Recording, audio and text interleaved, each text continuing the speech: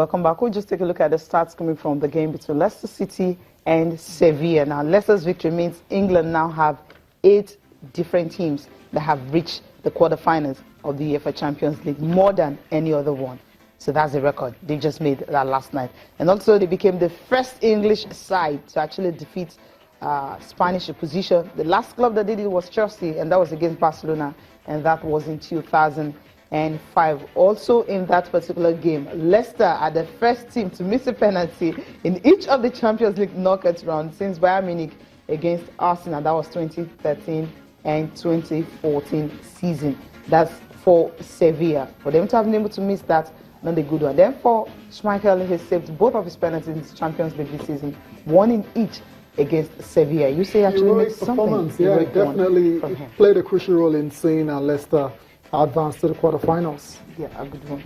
Wes Morgan is another player. I mean, okay, Brighton now, both of his goals this season have they've actually come in the Champions League, and one was against Club Brugge and the other against Sevilla, of course, last night. This is a player who hardly scored. So when he gets to score, his goals are really important. When that shot hit the back of the net, did you see the reaction? It was like it was shot against I mean, it was just like the reaction of Wes Morgan when he got the goal. It was Jamaican. Never scored in the Champions League. Even though it came off the first, side, can you imagine? Who cares? Who cares? As long as the goal was registered. Now, take a look at this Maria Mahrez. He has been directly involved in 6 of Leicester's 10 Champions League goals this season. 4 goals and 2 assists. Thanks to Ranieri. Yeah, thanks to Ranieri, thanks to him. And of course, his assist means that he has either scored or assisted in consecutive games for Leicester City for the first time since November 2016. So all of them is coming to form again. Yeah, so now that you've mentioned it already, that's the Sevilla you talked about. They missed the penalty in 2. I mean, come on, they may have themselves to blame. And that's why they first leg. And Jorge Sampaoli, I mean, what do you think of his audition to be the next Barcelona manager? Oh, I'm not sure Barca can cope with such a manager. No, it's quite.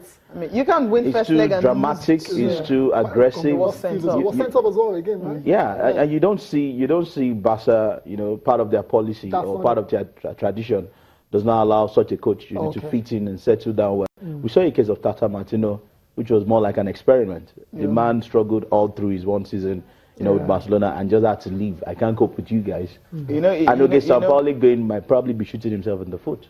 Yes, he's a South American. He probably will bring in that Barca tradition, that flair, play free flow football and all that. When you can adapt, but his antecedents, the pressure is much. When pressure comes off the pitch, outside the pitch, he doesn't fit into Barcelona, and that's where they might struggle a bit. They might struggle. Fair enough. Okay, the players have also been talking.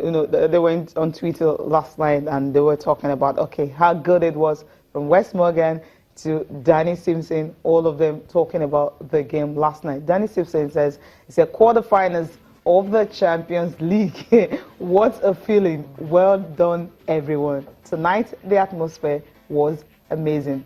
Forces never quit, and they are also fearless.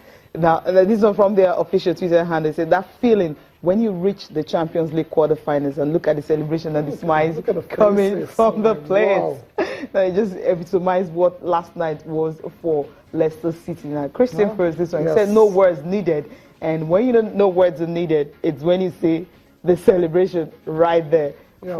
For him. Fuchs was incredible on the night as well. So, I mean, Indeed, he had a good game as well. I mean, they played pretty well. You must give it to Leicester against the Sevilla side. Where I felt they'll be very stubborn, on the field of play, add nuts to crack and all that. You have a 1-goal advantage. Come to England, pack the bus or something. You're playing against.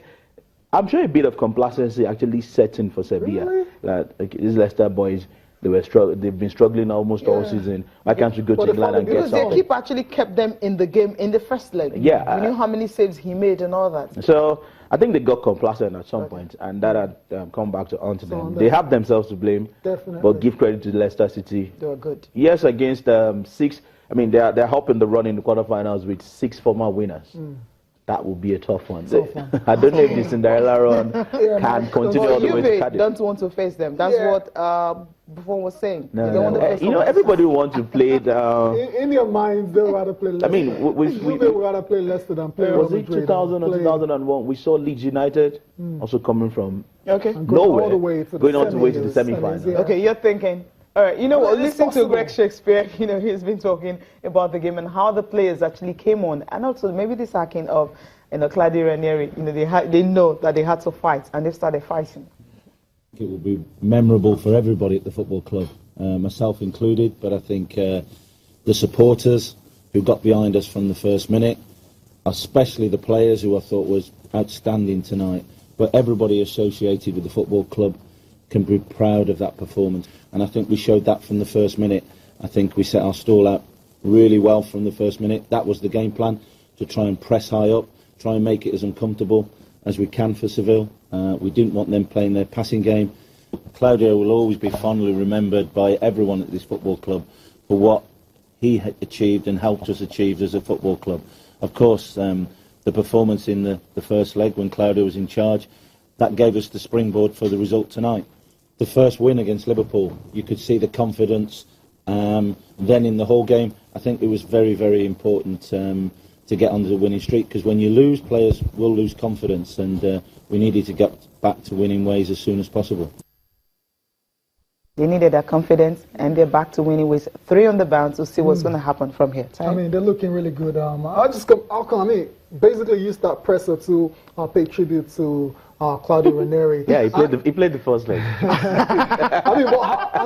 Put yourself. Let's say you're Claudio. How are you feeling watching these guys turn it on just 3 games after he was sacked? How do you feel? If I were to be Claudio, I probably would feel betrayed at some point, and then again happy for the boys. Okay. It's a mixed feeling. Yes, betrayed that I'll probably blame myself for not sticking to the status quo from last season. Maybe trying to tweak it a bit, and the boys were not happy with it and all that. And then probably feel betrayed again, because you're seeing a Leicester that is a bit determined to get something from every game since the Liverpool game. And the defense have been very solid. All of a sudden, West Morgan is like scoring again. So if I were to be Ranieri, because our name starts from R, I'll feel a bit betrayed. But then happy for the boys that at least that Champions League feeling is still there. Whatever we get at this stage, it is more like winning the trophy. For Leicester City. So that'll just be, for me, mixed feelings. Mixed feelings. But if you ask me, I think maybe if you check the first game, after Ranieri, he won 3-1 against Liverpool. He has decided to just stick with that same squad. He hasn't changed it at all.